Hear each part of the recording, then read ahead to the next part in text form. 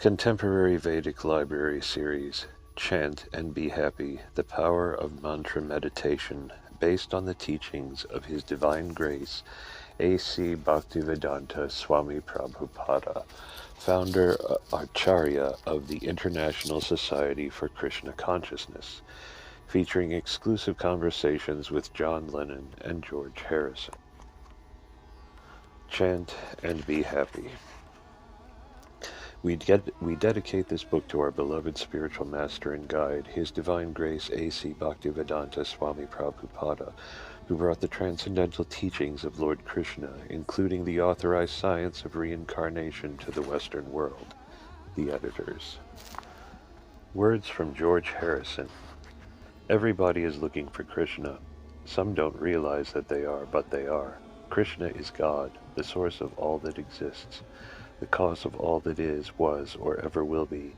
As God is unlimited, He has many names: Allah, Buddha, Jehovah, Rama. All are Krishna, all are one.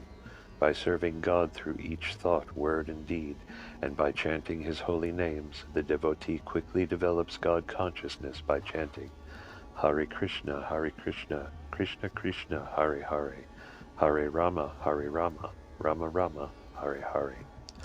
One inevitably arrives at Krishna consciousness. The proof of the pudding is in the eating. All you need is love. Krishna, Haribol. George Harrison, 31st of March, 1970. Preface.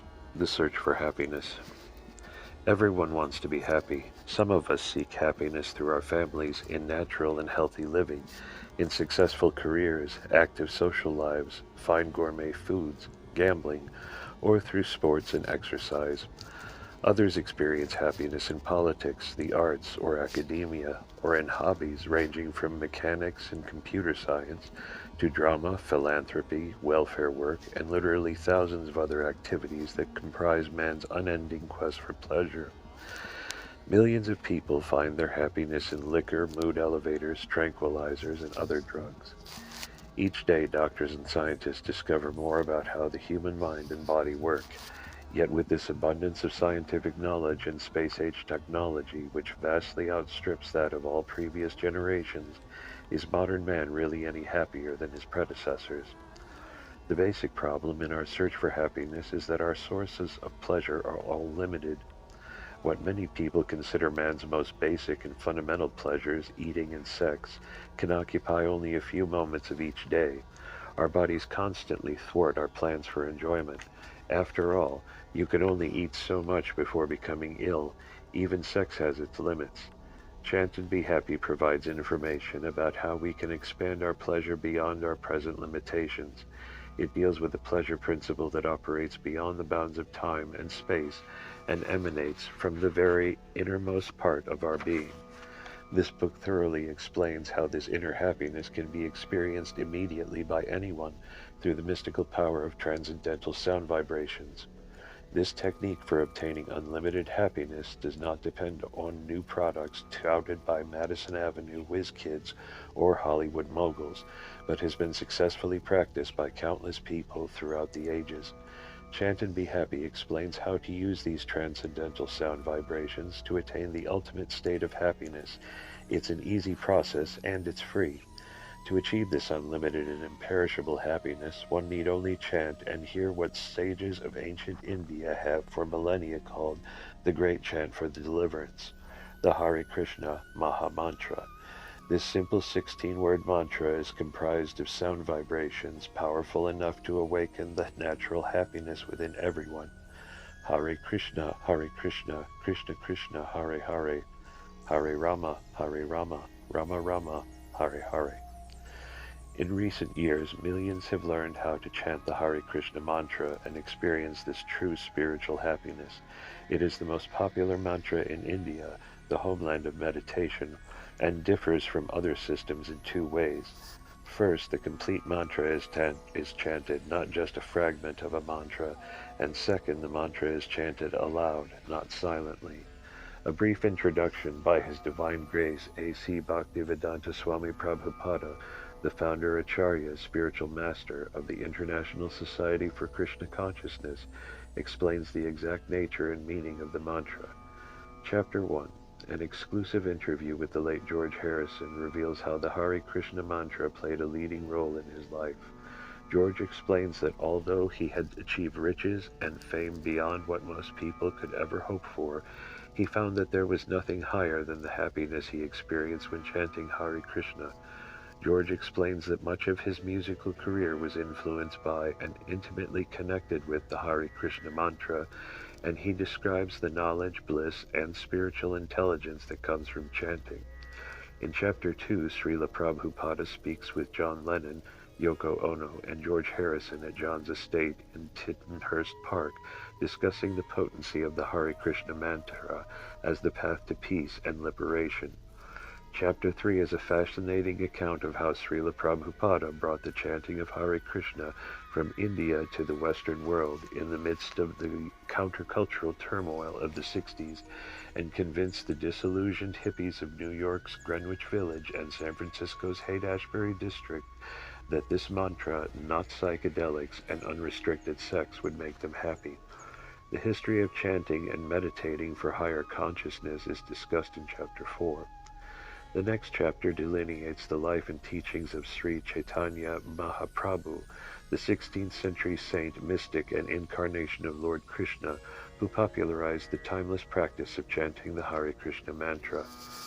Chapter 6, a narration taken from one of India's most important historical and philosophical literatures, the Sri Chaitanya Kartatamtra, reveals how anyone who simply hears the chanting of Hare Krishna from a genuine spiritual master can be freed of all character flaws.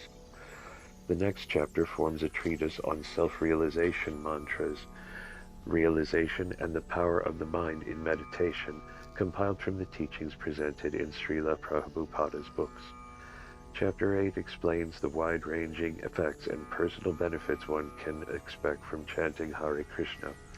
The final chapter gives practical, step-by-step instructions for chanting, which, if followed, will open the door to ultimate happiness. Introduction on chanting. Shortly after his grace, A.C. Bhaktivedanta Swami Prabhupada brought the Hare Krishna mantra to the West in 1965. Hare Krishna became a household word. In 1979, Dr. A.L. Basham, the world's leading authority on Indian history and religion, wrote of the Hare Krishna movement. It arose out of nothing in less than 20 years and has become known all over the West. This, I feel, is a sign of the times and an important fact in the history of the Western world. But what exactly do the words Hare Krishna mean?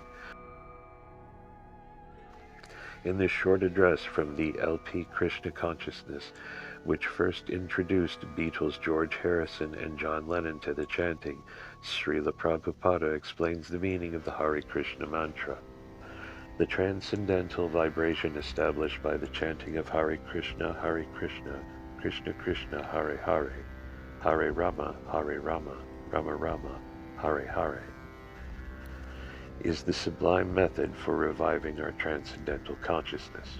As living spiritual souls, we are all originally Krishna consciousness entities, but due to our association with matter from time immemorial, our consciousness is now adulterated by the material atmosphere.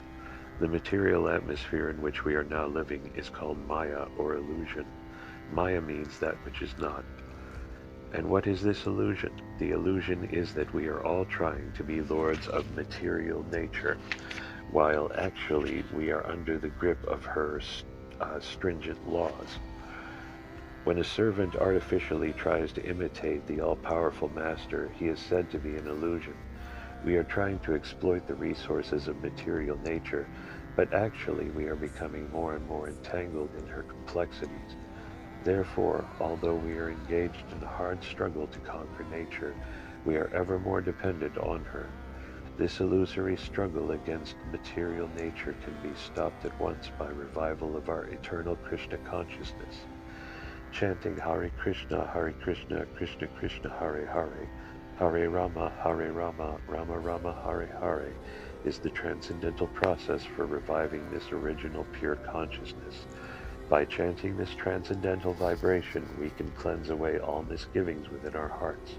The basic principle of all such misgivings is the false consciousness that I am the Lord of all I survey. Krishna consciousness is not an artificial imposition on the mind. This consciousness is the original natural energy of the living entity. When we hear this transcendental vibration, this consciousness is revived. This simplest method of meditation is recommended for this age. By practical experience also, one can perceive that by chanting this Maha Mantra, or the great chanting for deliverance, one can at once feel transcendental ecstasy coming through from the spiritual stratum.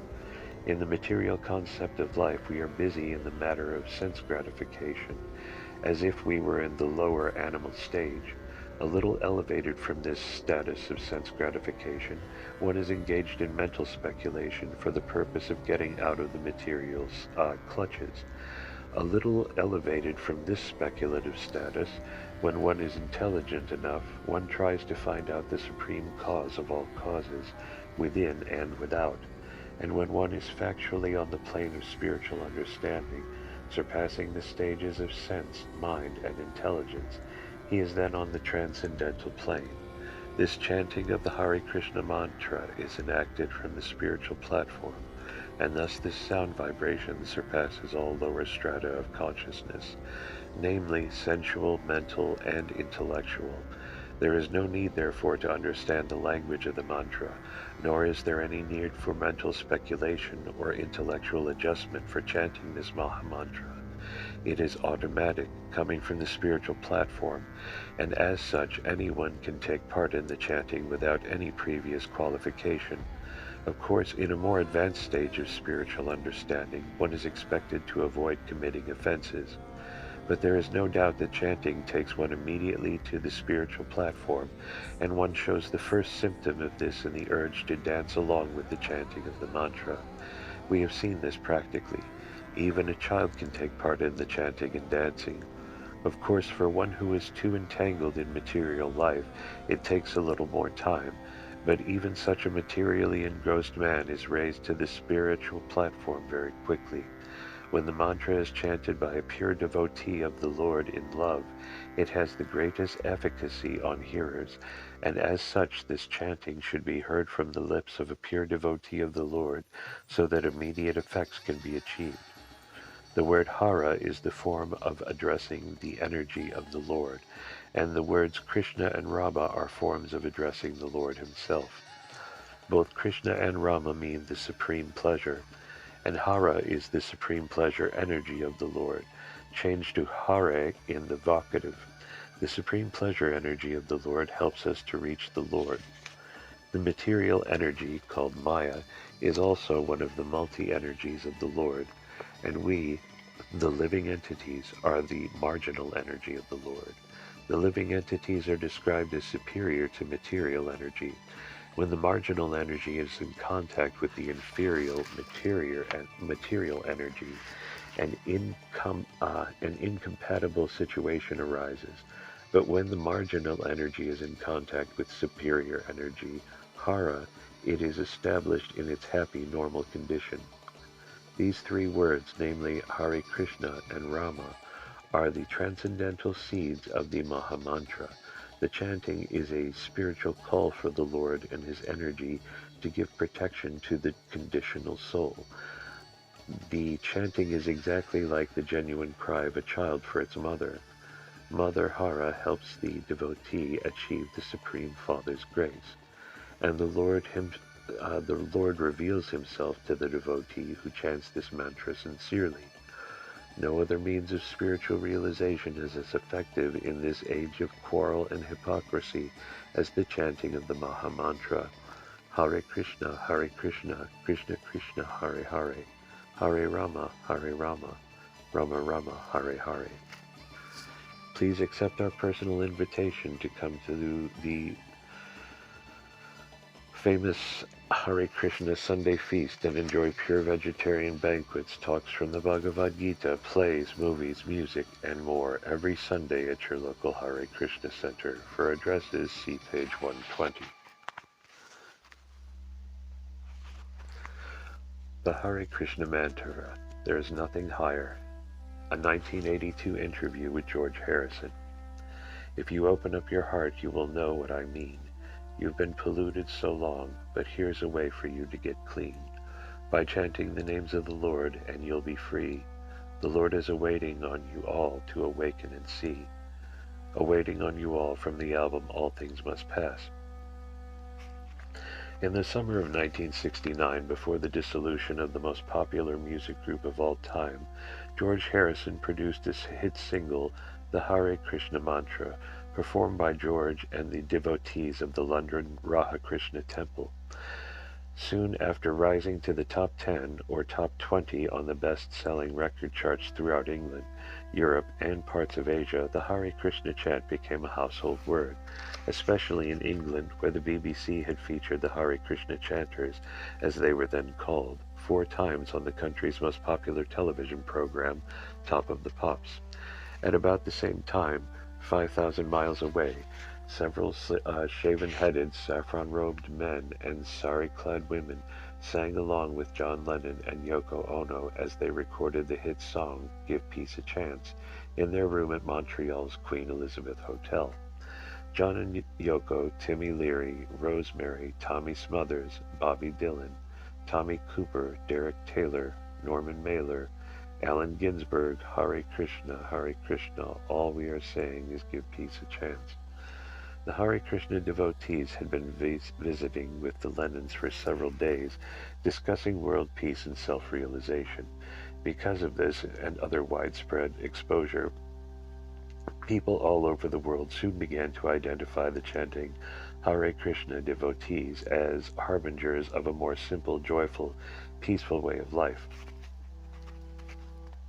George Harrison was the impetus for the Beatles' spiritual quest of the 60s, and from the late 60s on, the chanting of the Hare Krishna Maha Mantra, Hare Krishna, Krishna Krishna, Hare Hare, Hare Rama, Rama Rama, Hare Hare, played a key role in his life. In this conversation with his longtime personal friend, contemporary Vedic Library series editor Mukunda Goswami, taped at George's home in England on September 4, 1982, George reveals some memorable experiences he had chanting Hare Krishna and describes in detail his deep personal realizations about the chanting. He reveals what factors led him to produce the Hare Krishna Mantra record, My Sweet Lord, and the LPs All Things Must Pass, and Living in the Material World, which were all influenced to a great extent by the Hare Krishna chanting and philosophy. He speaks lovingly and openly about his association with His Divine Grace A.C. Bhaktivedanta Swami Prabhupada, founder Acharya, spiritual master of the Hare Krishna movement. In the following interview, George speaks frankly about his personal philosophy regarding the Hare Krishna movement, music, yoga, reincarnation, karma, the soul, God, and Christianity. The conversation concludes with his fond remembrances of a visit to the birthplace of Lord Krishna in Vrindavan, in India, home of the Hare Krishna mantra, and with George discussing some of his celebrity friends' involvement with the mantra, now heard and chanted around the world.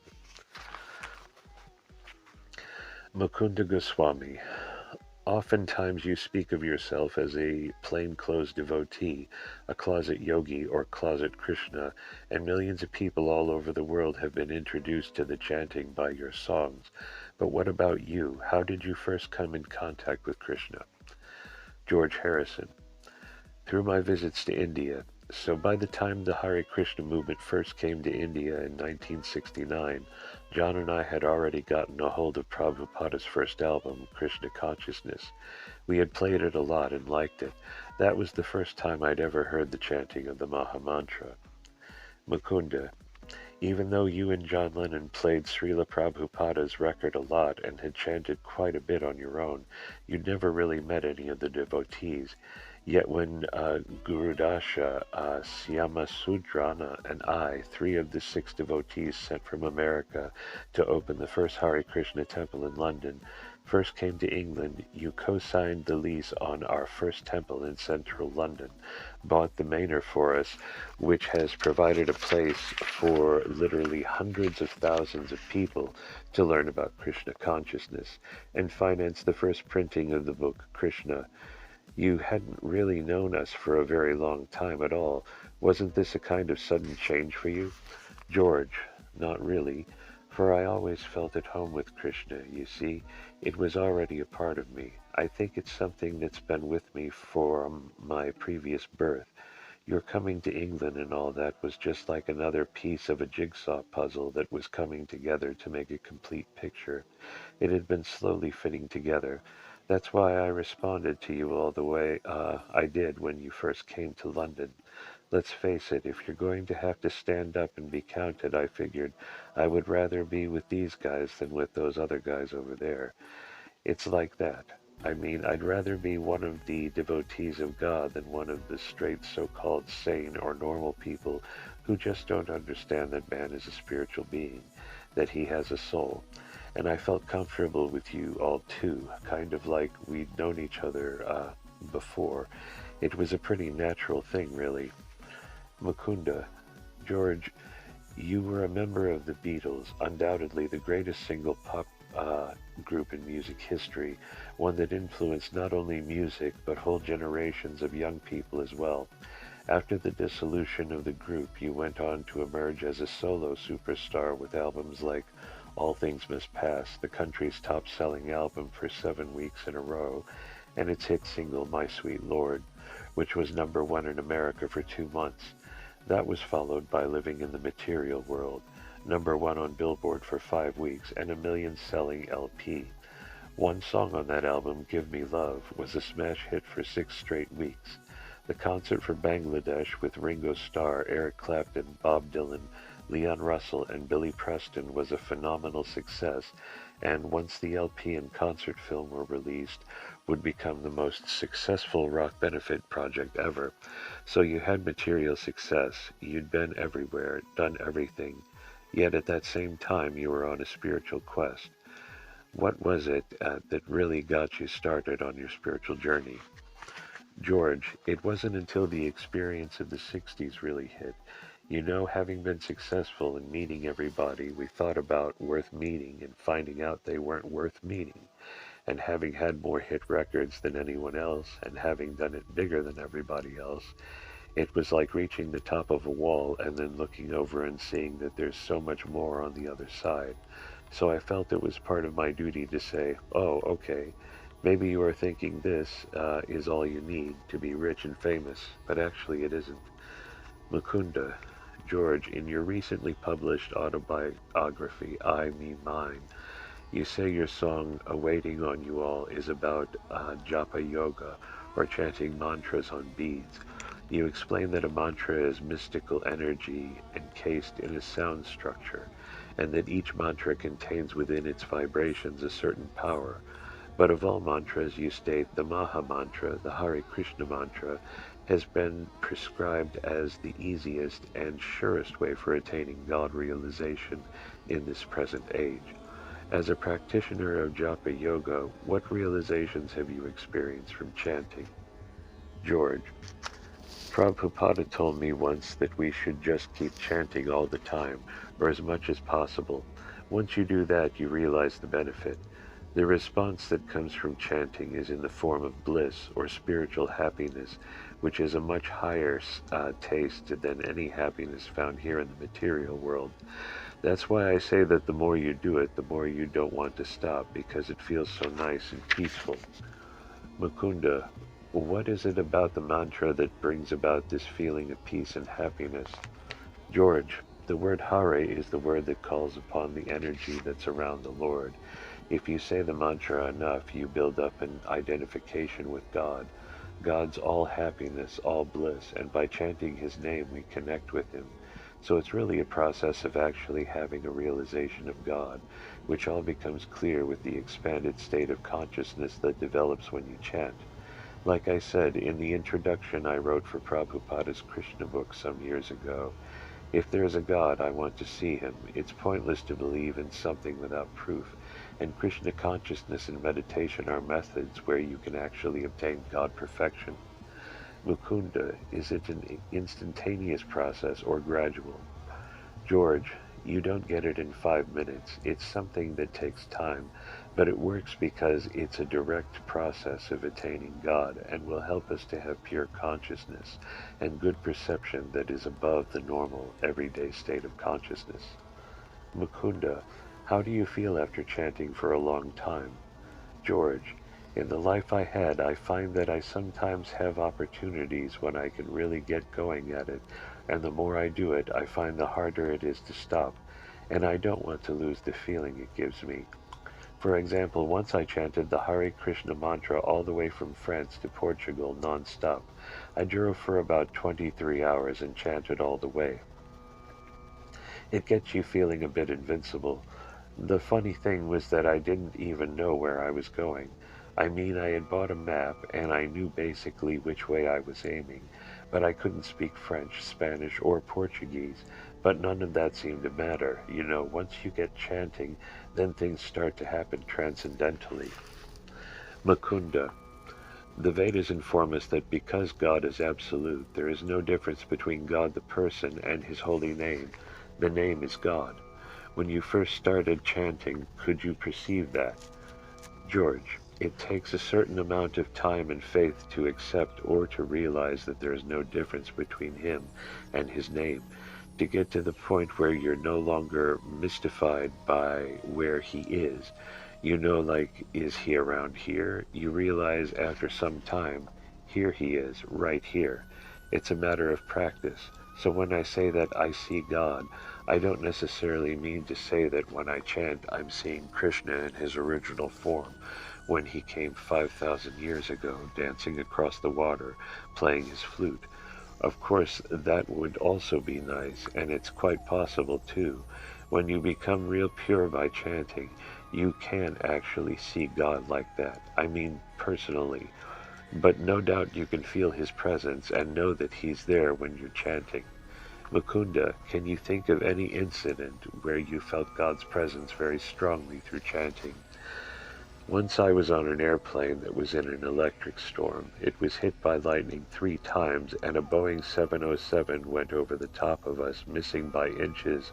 I thought the back end of the plane had blown off. I was on my way from Los Angeles to New York to organize the Bangladesh concert.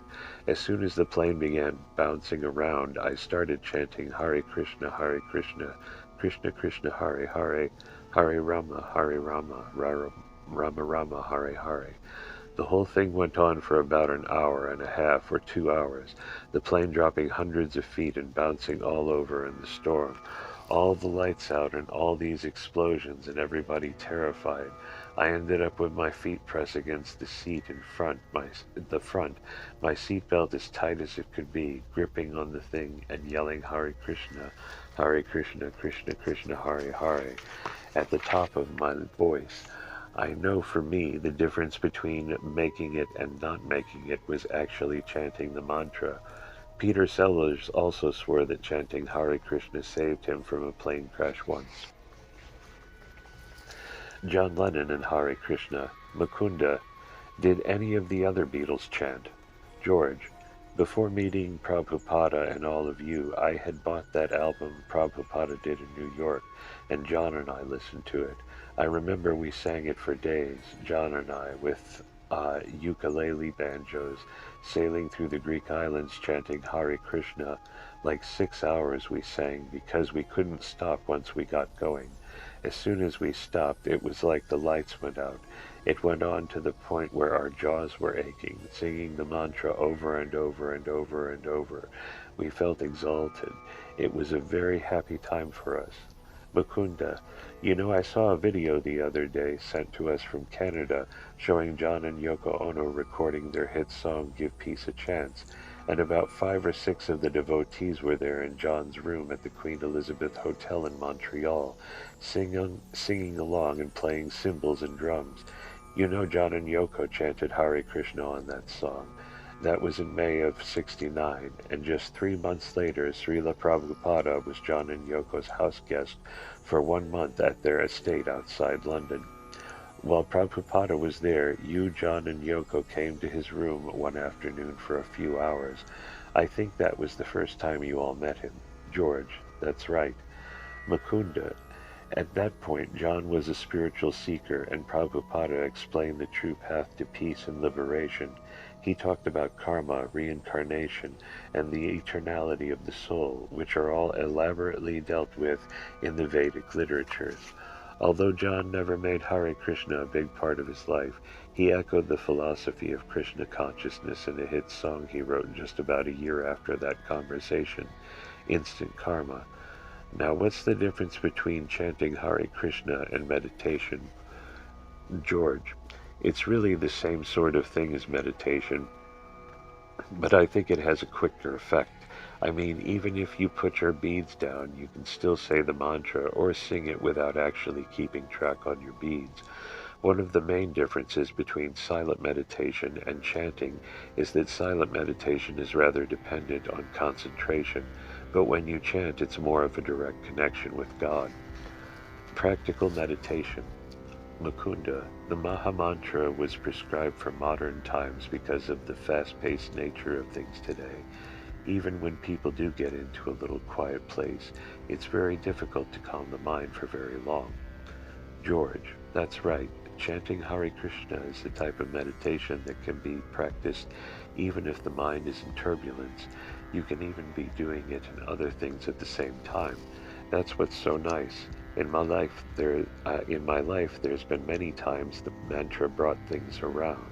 It keeps me in tune with reality, and the more you sit in one place and chant, the more incense you offer to Krishna in the same room, the more you purify the vibration, the more you can achieve what you're trying to do, which is just trying to remember God, God, God, God, as often as possible. And if you're talking to him with the mantra, it certainly helps. Mukunda, what else helps you to fix your mind on God? George, well, just having as many things around me that will remind me of him, like incense and pictures. Just the other day I was looking at a small picture on the wall of my studio of you, Guru Dasha, and Sundara, and just seeing all the old devotees made me think of Krishna. I guess that's the business of devotees, to make you think of God. Mukunda, how often do you chant? George, whenever I get a chance. Mukunda, once you asked Srila Prabhupada about a particular verse he quoted from the Vedas, in which it said that when one chants the holy name of Krishna, Krishna dances at the tongue, and one wishes one had thousands of ears and thousands of mouths with which to better appreciate the holy names of God. George, yes, I think he was talking about the realization that there is no difference between him standing before you and his being present in his name. That's the real beauty of chanting. You directly connect with God. I have no doubt that by saying Krishna over and over again, he can come and dance on the tongue. The main thing, though, is to keep in touch with God. Mukunda, so your habit is generally to use the beads when you chant. George, oh yeah, I have my beads. I remember when I first got them, they were just big knobby globs of wood, but now I'm very glad to say that they're smooth from chanting a lot. Mukunda, do you generally keep them in the bag when you chant? George, yes, I find it's very good to be touching them. It keeps another one of the senses fixed on God. Beads really help in that respect. You know, the frustrating thing about it was in the beginning there was a period when I was heavy into chanting, and I had my hand in my bead bag all the time, and I got so tired of people asking me, did you hurt your hand, break it or something? In the end I used to say, yeah, I had an accident, because it was easier than explaining everything. Using the beads also helps me to release a lot of nervous energy. Mukunda, some people say that if everyone on the planet chanted Hare Krishna, they wouldn't be able to keep their minds on what they were doing. In other words, some people ask that if everyone started chanting, wouldn't the whole world just grind to a halt? They wonder if people would stop working in factories, for example. George, no, chanting doesn't stop you from being creative or productive. It actually helps you concentrate. I think this would make a great sketch for television. Imagine all the workers on the Ford assembly line in Detroit, all of them chanting Hare Krishna, while bolting on the wheels. Now that would be wonderful. It might help out the auto industry, and probably there would be more decent cars, too. experiencing God through the senses. Mukunda, we've talked a lot about japa or personalized chanting, which most chanters engage in, but there's another type called kirtana, when one chants congregationally in a temple or on the street with a group of devotees. Kirtana generally gives a more supercharged effect, like recharging one's spiritual batteries, and it gives others a chance to hear the holy names and become purified. Actually, I was with Srila Prabhupada when he first began the group chanting in Tompkins Square Park on New York's Lower East Side in 1966. The poet Allen Ginsberg would come and chant with us a lot and would play on his harmonium. A lot of people would come to hear the chanting. Then Prabhupada would give lectures on the Bhagavad Gita back at the temple. George, yes, going to a temple or chanting with a group of other people, the vibration is that much stronger. Of course, for some people, it's easy just to start chanting on their beads in the middle of a crowd, while other people are more comfortable chanting in the temple. But part of Krishna consciousness is trying to tune in all the senses of all the people, to experience God through all the senses, not just by experiencing Him on Sunday through your knees by kneeling on some hard-wooden kneeler in the church. But if you visit a temple, you can see pictures of God, you can see the deity form of the Lord, and you can just hear Him by listening to yourself and others say the mantra. It's just a way of realizing that all the senses can be applied toward perceiving God, and it makes it that much more appealing, seeing the pictures, hearing the mantra, smelling the incense, flowers, and so on. That's the nice thing about your movement. It incorporates everything, chanting, dancing, philosophy, and prasadam. The music and dancing is a serious part of the process, too. It's not just something to burn off excess energy.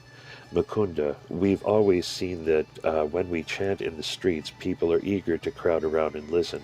A lot of them tap their feet or dance along. George, it's great. The sound of the karatalas, cymbals, when I hear them from a few blocks away, it's like some magical thing that awakens something in me. Without their really being aware of what's happening, people are being awakened spiritually. Of course, in another sense, in a higher sense, the kirtana is always going on, whether we're hearing it or not.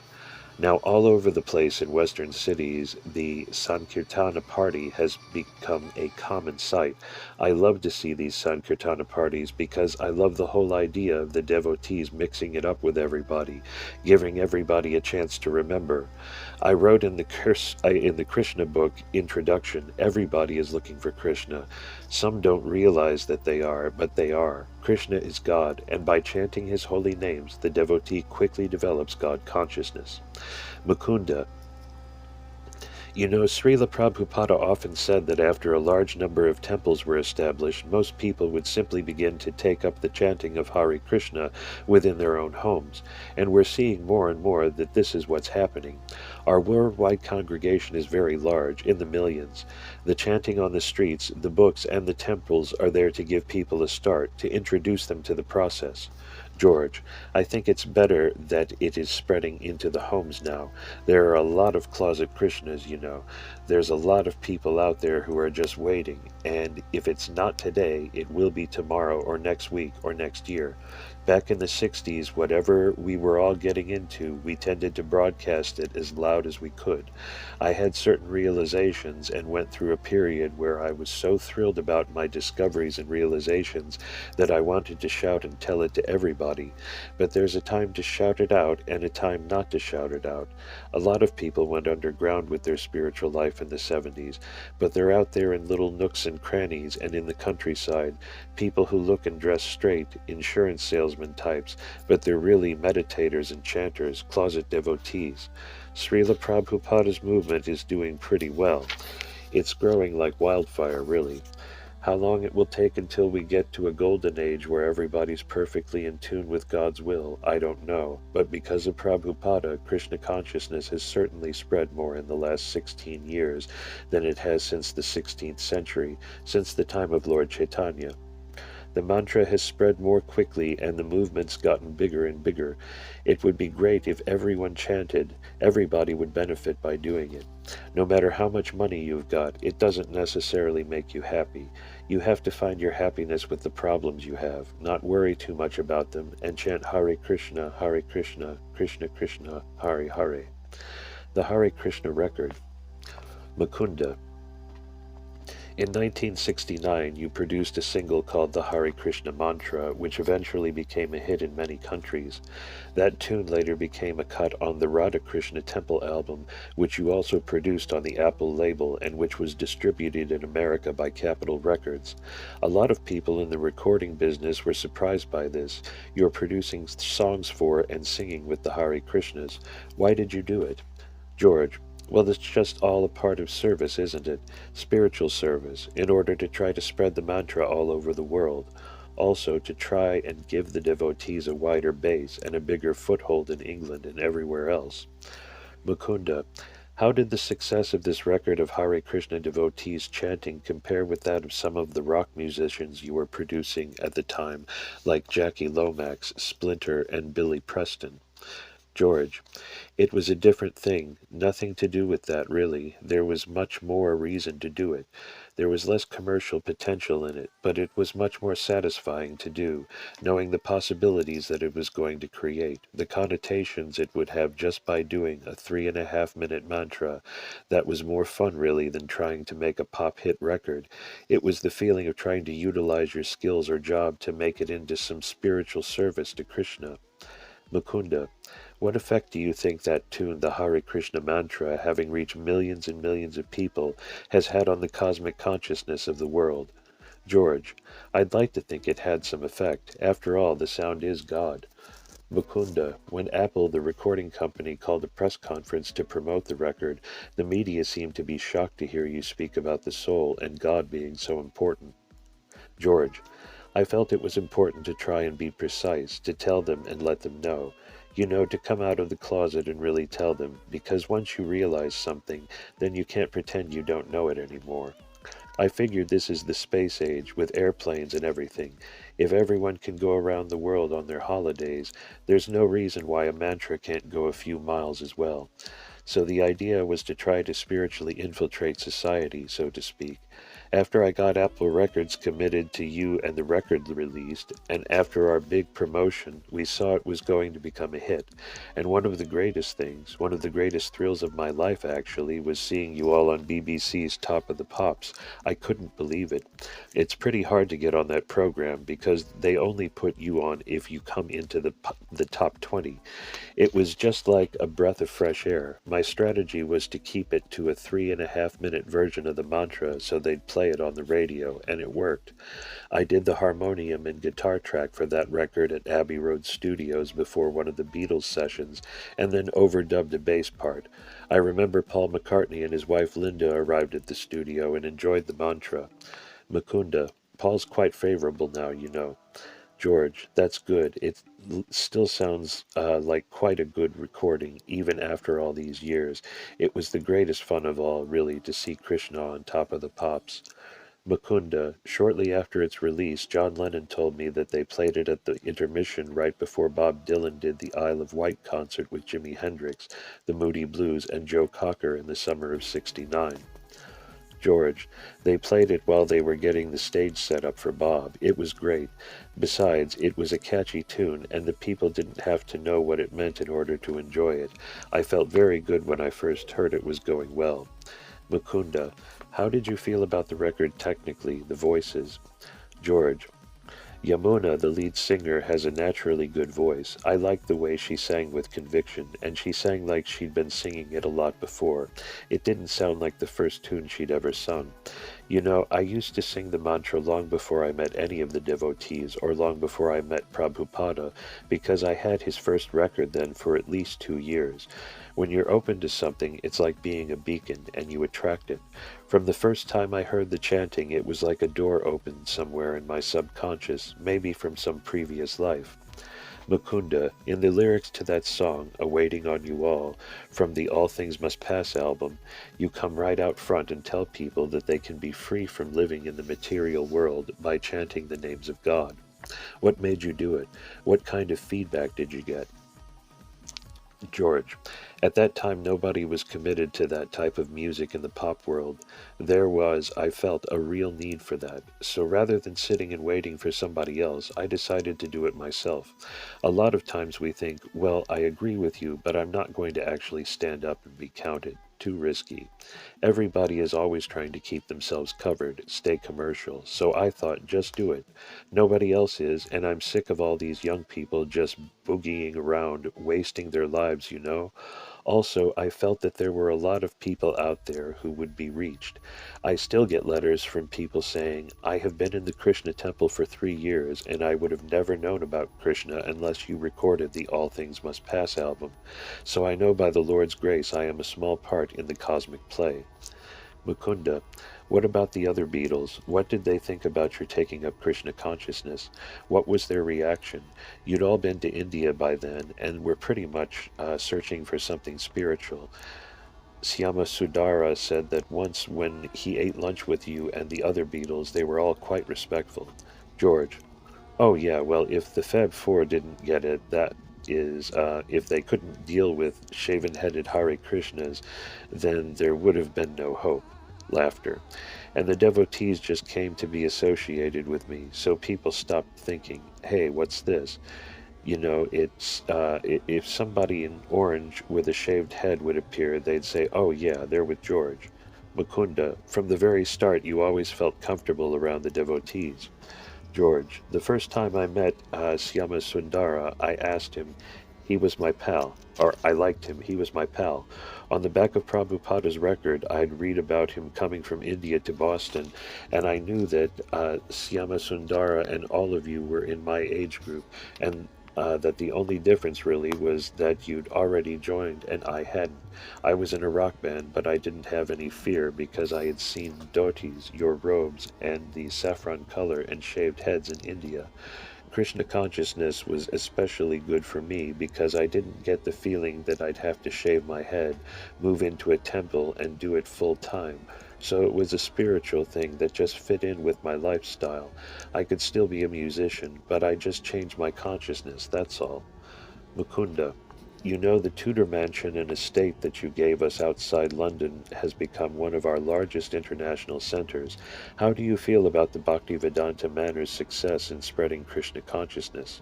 George, oh, it's great, and it also relates to making the Hare Krishna record or whatever my involvements were.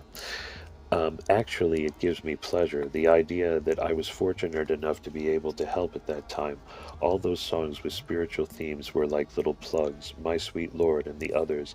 And now I know that people are much more respectful and accepting when it comes to seeing the devotees in the streets and all that.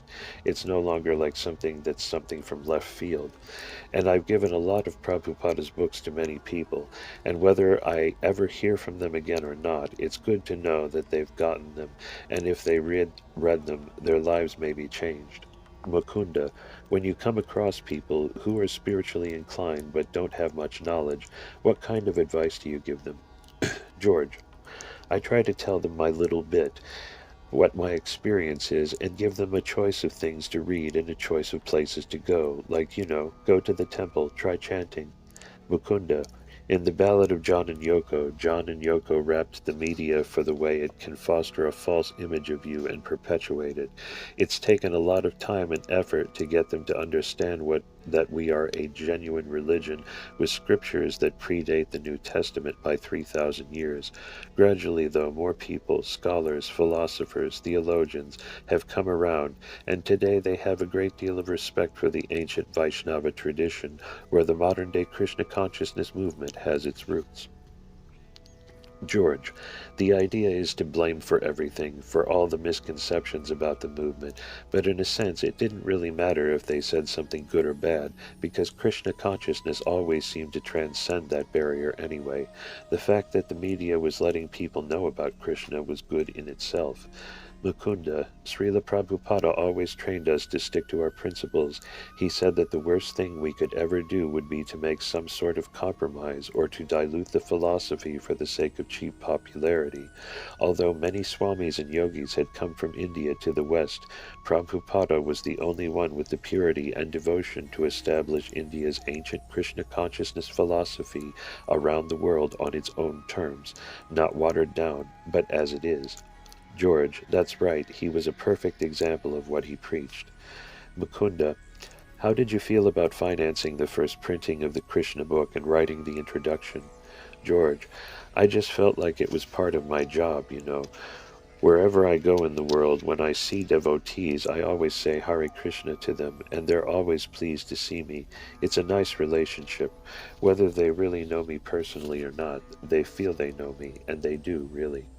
Mukunda, when you did the Material World album, you used a photo insert taken from the cover of Prabhupada's Bhagavad Gita showing Krishna and his friend and disciple Arjuna. Why? George, oh yeah, it's said on the album, from the cover of Bhagavad Gita as it is, by A.C. Bhaktivedanta Swami. It was a promo for you, of course. I wanted to give them all a chance to see Krishna, to know about him. I mean, that's the whole idea, isn't it? Spiritual food. Mukunda. At lunch today we spoke a little about prasadam, vegetarian food that has been spiritualized by being offered to Krishna in the temple. A lot of people have come to Krishna consciousness through prasadam, especially through our Sunday feast at all of our temples around the world. I mean, this process is the only kind of yoga that you can actually practice by eating. George, well, we should try to see God in everything, so it helps so much having the food to taste. Let's face it, if God is in everything, why shouldn't you taste him when you eat? I think that prasadam is a very important thing. Krishna is God, so he's absolute. His name, his form, prasadam, it's all him. They say the way to a man's heart is through his stomach, so if you can get to a man's spirit soul by eating and it works, why not do it? There's nothing better than having been chanting and dancing, or just sitting and talking philosophy, and then suddenly the devotees bring out the prasadam. It's a blessing from Krishna, and it's spiritually important. The idea is that prasadam is the sacrament the Christians talk about, only instead of being just a wafer, it's a whole feast, really, and the taste is so nice. It's out of this world. And prasadam's a good little hook in this age of commercialism. When people want something extra, or they need to have something special, prasadam will hook them in there. It's undoubtedly done a great deal toward getting a lot more people involved in spiritual life. It breaks down prejudices too, because they think, oh, well, yes, I wouldn't mind a drink of whatever or a bite of that. Then they ask, what's this? And oh, well, it's prasadam. And they get to learn another aspect of Krishna consciousness. Then they say, it actually tastes quite nice. Have you got another plateful? I've seen that happen with lots of people, especially older people I've seen at your temples. Maybe they were a little prejudiced, but the next thing you know, they're in love with prasadam, and eventually they walk out of the temple thinking, they're not so bad after all. Mukunda, the Vedic literatures reveal that prasadam conveys spiritual realization, just as chanting does, but in a less obvious or conspicuous way. You make spiritual advancement just by eating it. George, I'd say from my experience that it definitely works. I've always enjoyed prasadam much more when I've been at the temple or when I've actually been sitting with Prabhupada than when somebody's brought it to me. Sometimes you can sit there with prasadam and find that 3 or 4 hours have gone by and you didn't even know it. Prasadam really helped me a lot because you start to realize, now I'm tasting Krishna. You're conscious suddenly of another aspect of God, understanding that he's this little samosa. It's all just a matter of tuning into the spiritual, and prasadam is a very real part of it all. Mukunda, you know, a lot of rock groups like Grateful Dead and Police get prasadam backstage before their concerts. They love it. It's a long-standing tradition with us. I remember one time sending prasadam to one of the Beatles recording sessions, and your sister was telling me today that while you were doing the Bangladesh concert, Syaman Sundara used to bring you all prasadam at the rehearsals. George, yes, he's even got a credit on the album sleeve. Mukunda, what are your favorite kinds of prasadam, George? George, I really like those deep-fried cauliflower things, pakoras. Mukunda, yes. George, and one thing I always liked was ras malai, a milk sweet. And there's a lot of good drinks as well, fruit juices and lassi, the yogurt drinks mixed with fruit, and sometimes with rose water. Mukunda, do you remember the time we called the press in London for a big feast when we were promoting the Hare Krishna mantra record? They were pretty surprised, for no one really knew us then for our food. Now, pretty much when people think about us, they still think they're the ones chanting and dancing in the streets. But they're connecting us more and more now with prasadam. They're the ones with those free vegetarian dinners. George, the press were probably thinking, oh, we've got to go and do this now. And then suddenly they find that they're all sitting around and eating a much better Indian takeaway than they would ever have at any one of the local spots. They were pretty impressed. Mukunda, we've served about 150 million plates of prasadam so far at the free feasts around the world. What to speak of our restaurants? George, you ought to have it up outside on billboards like those hamburger places do. You know, like 150 million served. I think it's great. It's a pity you don't have restaurants or temples on all the main streets of every little town and village like those hamburger and fried chicken places. You should put them out of business. Mukunda, you've been to our London restaurant, Healthy, Wealthy, and Wise? George, lots of times. I've got to have these in other restaurants around, like plainclothes devotees serve the food. People slowly realize this is one of the best places I've been, and they keep coming back. Then maybe they pick up a little bit of the literature or a pamphlet where and there and say, oh hey, that was run by the Hare Krishnas. I think there's a lot of value also to that kind of more subtle approach. Healthy, Wealthy, and Wise has proper foods, good, balanced stuff, and it's fresh. Even more important, it's made with an attitude of devotion, which means a lot. When you know someone has begrudgingly cooked something, it doesn't taste as nice as when someone has done it to try and please God, to offer it to Him first. Just that that in itself makes all the food taste so much nicer. Mukunda, Paul and Linda McCartney have prasadam frequently from Healthy, Wealthy, and Wise. Not long ago, Paul met a devotee near his London studio and wrote a song about it. In an interview with James Johnson in a London paper, he said, one song, one of these days, is about when I met someone on the way to the studio who was a Hare Krishna, and we got talking about lifestyles and so forth. I'm not a Hare Krishna myself, but I'm very sympathetic. You've been a vegetarian for years, George. Have you had any difficulties maintaining it? George, no. Actually, I wised up and made sure I had dal, bean soup, or something every day. Actually, lentils are one of the cheapest things, but they give you A1 protein. People are simply screwing up when they go out and buy beefsteak, which is killing them with cancer and heart troubles. The stuff costs a fortune, too. You could feed 1,000 people with lentil soup for the cost of half a dozen fillets. Does that make sense? Mukunda, one of the things that really has a profound effect on people when they visit the temples or read our books is the paintings and sculptures done by our devotee artists of scenes from Krishna's pastimes when he appeared on earth 5,000 years ago. Prabhupada once said that these paintings were windows to the spiritual world, and he organized an art academy, training his disciples in the techniques for creating transcendental art. Now, tens of thousands of people have these paintings hanging in their homes, either the originals, lithographs, canvas prints, or posters. You've been to our multimedia Bhagavad Gita Museum in Los Angeles. What kind of an effect did it have on you? George, I thought it was great. Better than Disneyland, really. I mean, it's as valuable as that or the Smithsonian Institute in Washington. The sculpted dioramas look great, and the music is nice.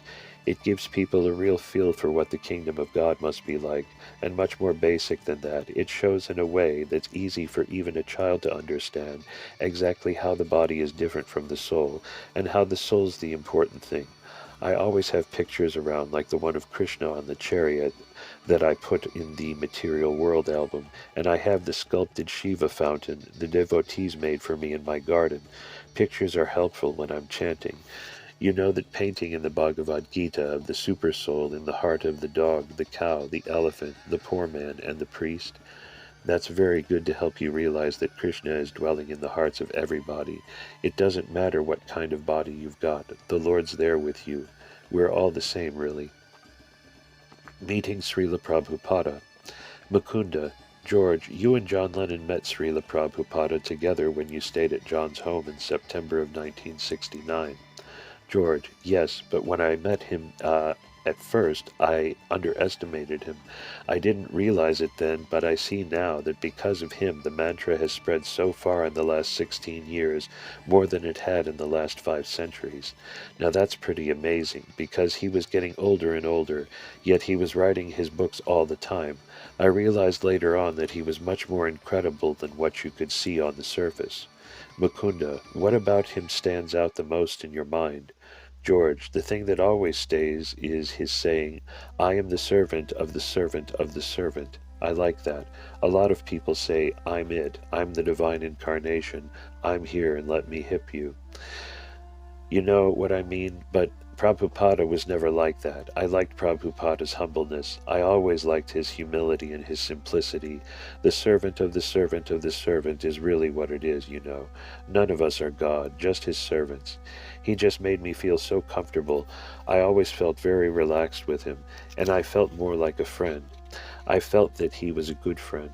Even though he was at that time 73 years old, working practically all through the night, day after day, with very little sleep, he still didn't come through to me as though he was a very highly educated intellectual being, because he had a sort of childlike simplicity, which is great, fantastic. Even though he was the greatest Sanskrit scholar and a saint, I appreciated the fact that he never made me feel uncomfortable. In fact, he always went out of his way to make me feel comfortable. I always thought of him as sort of a lovely friend, really, and now he's still a lovely friend. Mukunda. In one of his books, Prabhupada said that your sincere service was better than some people who had delved more deeply into Krishna consciousness, but could not maintain that level of commitment. How did you feel about this? George, very wonderful, really. I mean, it really gave me hope, because as they say, even one moment in the company of a divine person, Krishna's pure devotee, can help a tremendous amount. And I think Prabhupada was really pleased at the idea that somebody from outside of the temple was helping to get the album made. Just the fact that he was pleased was encouraging to me. I knew he liked the Hare Krishna mantra record, and he asked the devotees to play that song Govinda. They still play it, don't they? Mukunda, every temple has a recording of it, and we play it each morning when the devotees assemble before the altar, before Kirtana. It's an ISKCON institution, you might say. George, and I didn't get feedback from Prabhupada on my songs about Krishna or the philosophy. I'd get it from the devotees. That's all the encouragement I needed, really. It just seemed that anything spiritual I did, either through songs or helping with publishing the books or whatever, really pleased him. My song, Living in the Material World, as I wrote in I, Me, Mine, was influenced by Srila Prabhupada. He's the one who explained to me how we're not these physical bodies. We just happen to be in them. Like I said in the song, this place not really what's happening. We don't belong here, but in the spiritual sky. As I'm fated for the material world, get frustrated in the material world, senses never gratified, only swelling like a tide. That could drown me in the material world. The whole point to being here really is to figure a way to get out. That was the thing about Prabhupada, you see. He didn't just talk about loving Krishna and getting out of this place, but he was the perfect example. He talked about always chanting, and he was always chanting. I think that in itself was perhaps the most encouraging thing for me. It was enough to make me try harder, to be just a little bit better. He was a perfect example of everything he preached. Mukunda, how would you describe Srila Prabhupada's achievements? George, I think Prabhupada's accomplishments are very significant. They're huge. Even compared to someone like William Shakespeare, the amount of literature Prabhupada produced is truly amazing. It boggles the mind. He sometimes went for days with only a few hours sleep. I mean, even a youthful, athletic young person couldn't keep the pace he kept himself at 79 years of age. Srila Prabhupada has always had an amazing effect on the world. There's no way of measuring it. One day I just realized, God, this man is amazing. He would sit up all night translating Sanskrit into English, putting in glossaries to make sure everyone understands it, and yet he never came off as someone above you. He always had that childlike simplicity. And what's most amazing is the fact that he did all this translating in such a relatively short time, just a few years, and without having anything more than his own Krishna consciousness.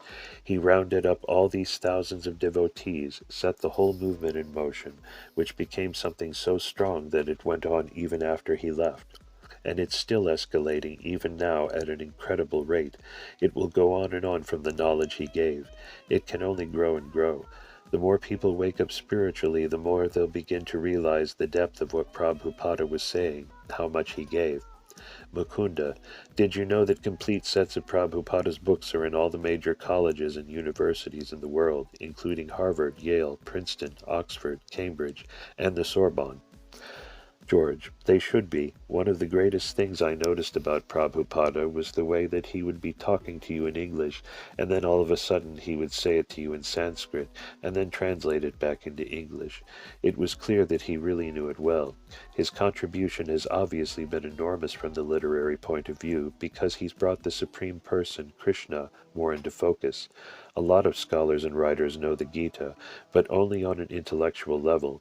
Even when they write Krishna said, they don't do it with bhakti or love required. That's the secret, you know. Krishna is actually a person who is the Lord, and who will also appear there in that book when there is that love, that bhakti. You can't understand the first thing about God unless you love him. These big so-called Vedic scholars, they don't necessarily love Krishna, so they can't understand him and give him to us. But Prabhupada was different.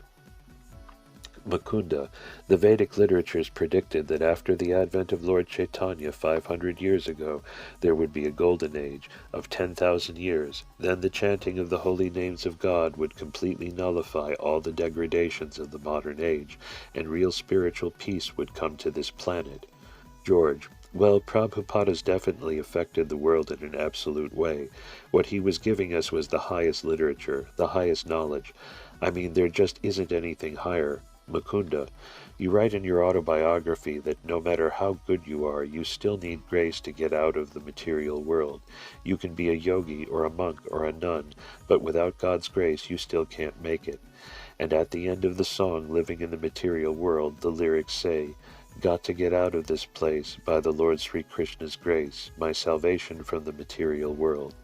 If we're dependent on the grace of God, what does the expression, God helps those who help themselves mean? George, it's flexible, I think. In one way, I'm never going to get out of here unless it's by his grace. But then again, his grace is relative to the amount of desire I can manifest in myself. The amount of grace I would expect from God should be equal to the amount of grace I can gather or earn. I get out what I put in.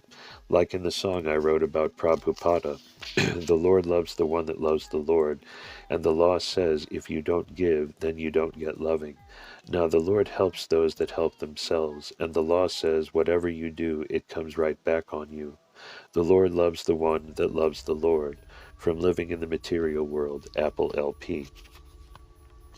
Have you heard that song, That Which I Have Lost, from my new album Somewhere in England? It's right out of the Bhagavad Gita. In it, I talk about fighting the forces of darkness, limitations, falsehood, and mortality. God is a person. Mukunda, yes, I like it. If people can understand the Lord's message in the Bhagavad Gita, they can become truly happy. A lot of people, when they just get started in spiritual life, worship God as impersonal. What's the difference between worshiping Krishna or God in his personal form and worshiping his impersonal nature as energy or light? George, it's like the difference between hanging out with a computer or hanging out with a person. Like I said earlier, if there is a God, I want to see him. Not only his energy or his light, but him. Mukunda, what do you think is the goal of human life? George, each individual has to burn out his own karma and escape from the chains of Maya, illusion, reincarnation, and all that. The best thing anyone can give to humanity is God consciousness. Then you can really give them something. But first you have to concentrate on your own spiritual advancement. So in a sense we have to become selfish to become selfless. Mukunda, what about trying to solve the problems of life without employing the spiritual process? George, life is like a piece of string with a lot of knots tied into it. The knots are the karma you're born with from all your past lives, and the object of human life is to try and undo all those knots. That's what chanting and meditation and God consciousness can do. Otherwise, you simply tie another 10 knots each time you try to undo one knot. That's how karma works. I mean, we're now the results of our past actions, and in the future will be the results of the actions we're performing now. A little understanding of, as you sow, so shall you reap, is important, because then you can't blame the condition you're in on anyone else.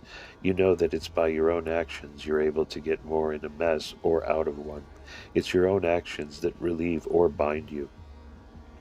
Mukunda, in the Srimad Bhagavatam, the crest jewel of all the Vedic literatures, it's described how those pure souls who live in the spiritual world with God have different types of rashas, or relationships with Him. Is there any special way you like to think of Krishna? George, I like the idea of seeing Krishna as a baby, the way he's often depicted in India, and also Govinda, the cowherd boy. I like the idea that you can have Krishna as a baby and feel protective of him, or as your friend, or as the guru, as master-type figure. My sweet Lord. Mukunda, I don't think it's possible to calculate just how many people will turn on to Krishna consciousness by your song, My Sweet Lord. But you went through quite a personal thing before you decided to do that song. In your book you write, I thought a lot about whether to do My Sweet Lord or not, because I would be committing myself publicly. Many people fear the words Lord and God. I was sticking my neck out on the chopping block, but at the same time I thought, nobody's saying it. Why should I be untrue to myself? I came to believe in the importance that if you feel something strong enough, then you should say it. I wanted to know that Hallelujah and Hare Krishna are quite the same thing. I did the voices singing Hallelujah and then the change to Hare Krishna so that people would be chanting the Maha Mantra before they knew what was going on. I had been chanting Hare Krishna for a long time, and this song was a simple idea of how to do a Western pop equivalent of a mantra which repeats over and over again the holy names. I don't feel guilty or bad about it. In fact, it saved many a heroin addict's life. Why did you feel you wanted to put Hare Krishna on the album at all? Wouldn't Hallelujah alone have been good enough? Well, first of all, Hallelujah is a joyous expression the Christians have, but Hare Krishna has a mystical side to it. It's more than just glorifying God, it's asking to become His servant, and therefore of the way the mantra is put together, with the mystic spiritual energy contained in those syllables, it's much closer to God than the way Christianity currently seems to be representing Him. Although Christ in my mind is an absolute yogi, I think many Christian teachers today are misrepresenting Christ. They're supposed to be representing Jesus, but they're not doing that very well. They're letting Him down very badly, and that's a big turnoff. My idea in My Sweet Lord, because it sounded like a pop song, was to sneak up on them a bit. The point was to have the people not offended by Hallelujah, and by the time it gets to Hare Krishna, they're already hooked, and there's foot tapping, and they're already singing Hallelujah to kind of lull them into a sense of false security, and then suddenly it turns into Hare Krishna, and they will all be singing that before they know what's happened, and they will think, hey, I thought I wasn't supposed to like Hare Krishna. People write to me even now asking what style that was. 10 years later, they're still trying to figure out what the words mean. It was just a little trick, really, and it didn't offend. For some reason, I never got any offensive feedback from Christians who said, we like it up to a point, but that's all. What's all this about Hare Krishna? Hallelujah may have been originally some mantric thing that got watered down, but I'm not sure what it really means. The Greek word for Christ is Christos, which is, let's face it, Krishna, and Christos is the same name, actually.